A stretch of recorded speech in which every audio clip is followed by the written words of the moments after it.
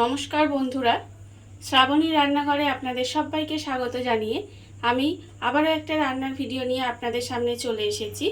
আজকের আমি আপনাদের করে দেখাবো মাছের ডিমের কোপ্তা কারি। তাহলে চলুন এই মাছের ডিমের কোপ্তা কারি আমি কিভাবে বানাই সেটা আপনারা একবার দেখে নিন। মাছের ডিমের কোপ্তা কারি বানানোর জন্য প্রথমে আমি একটা বাটি নিয়ে নিয়েছি। এবার আমি এর মধ্যে দেব মাছের ডিম। এখানে আমার প্রায় 200 গ্রাম মতো মাছের ডিম আছে। সেই ডিমটা আমি বাটির মধ্যে দিয়ে দিলাম।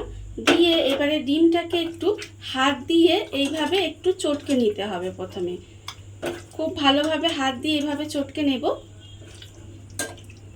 মাছের ডিমটা আমি এখানে ভালোভাবে হাত দিয়ে চটকে নিয়েছি। এবারে আমি এর মধ্যে দিয়ে দেব পেঁয়াজ কুচি। এখানে আমি একটা পেঁয়াজের মতো কুচি করে রেখেছি, সেটা দিয়ে দেব। আর একটু পেঁয়াজ রেখে দিলাম আমি। আর দেব আমি একটু আদা কুচি, আর দেব এর মধ্যে রসুন কুচি, আর দুটো কাঁচা লঙ্কা কুচি। এবার আমি এর মধ্যে দেব বেসন। এখানে আমি প্রায় বড় চামচে 3 চামচ পরিমাণে বেসন দিলাম। আর দেব আমি এখানে আন্দাজ মতো নুন, দেব অল্প সামান্য একটু হলুদ গুঁড়ো, আর দেব আমি এর মধ্যে লঙ্কার গুঁড়ো। যতটা ঝাল খাবেন সেই বুঝে লঙ্কার গুঁড়োটা দেবেন। দিয়ে এবার সমস্ত উপকরণ খুব ভালোভাবে মেখে নিতে হবে। মাছের ডিমের মধ্যে সমস্ত উপকরণ দিয়ে খুব ভালোভাবে মেখে নিয়েছি। আর অন্যদিকে কিন্তু গ্যাসটা অন করে একটা কড়া বসিয়ে দিয়েছি। আর তার মধ্যে দিয়েছি আমি সাদা তেল। তেলটা কিন্তু গরম হতে দিয়েছিলাম। তেলটা আমার ভালোভাবে গরম হয়েও গেছে। এইবারে আমি এর মধ্যে এই যে মাছের ডিমটার সঙ্গে সমস্ত কিছু মাখিয়ে রেখেছিলাম, তার থেকে কিন্তু আমি অল্প অল্প করে নেব। নিয়ে আর কোপ্তার মতো কিন্তু ভেজে নিতে হবে। ঠিক এইভাবে দেখুন, এইভাবে আমি দেব। দিয়ে কোপ্তার মতো করে ভেজে দিতে হবে প্রথমে। আর এই সময় কিন্তু গ্যাসটা আমি লোতে রেখে দেব।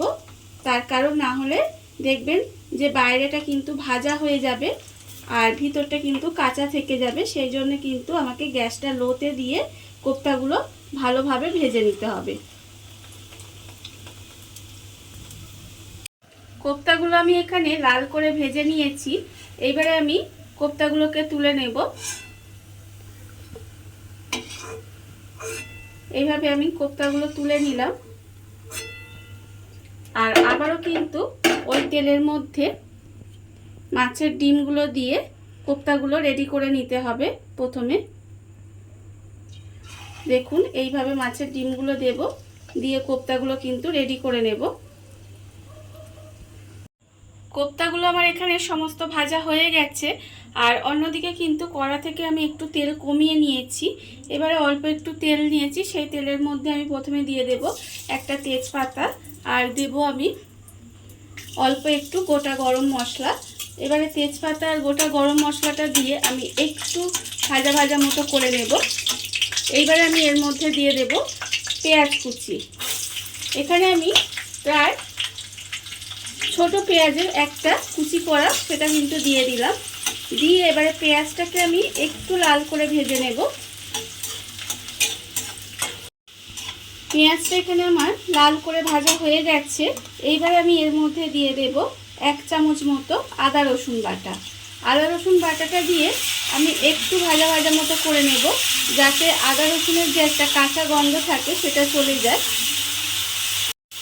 আদা রসুনটা দিয়ে আমি একটু ভাজা ভাজা মতো করে নিয়েছি। আর এখানে আমি রেখেছি 2 চামচ মতো ফ্যাটানো টক দই। এবার আমি ওই টক দইয়ের মধ্যে দেব 1/2 চামচ হলুদ গুঁড়ো।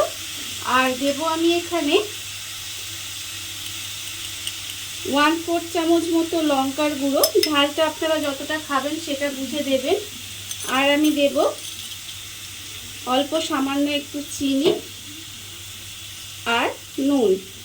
নুনটা যেহেতু কোপ্তায় দেওয়া আছে সেটা বুঝে নুনটা দিতে হবে।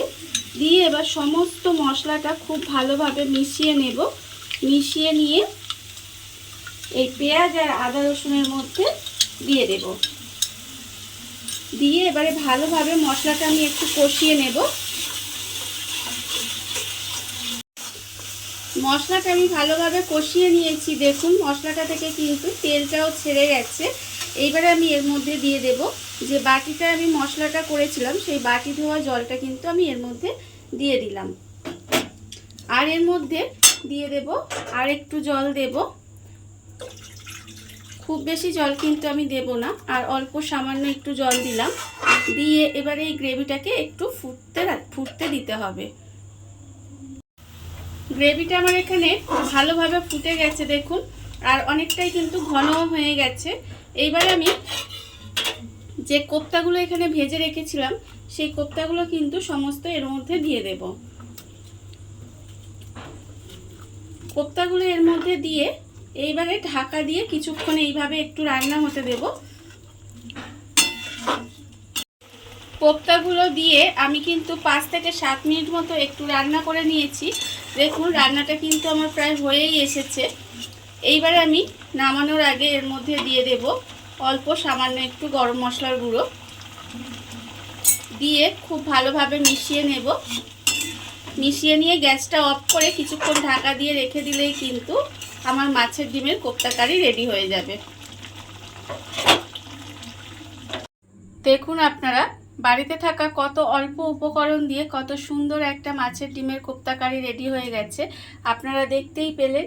আর এই রেসিপিটি যদি ভালো লেগে থাকে তাহলে আপনারা যদি ফেসবুক থেকে দেখে থাকেন তাহলে পেজটি ফলো করে দেওয়ার অনুরোধ রইল, আর যদি ইউটিউব থেকে দেখে থাকেন তাহলে চ্যানেলটি সাবস্ক্রাইব করে নেওয়ার অনুরোধ রইল।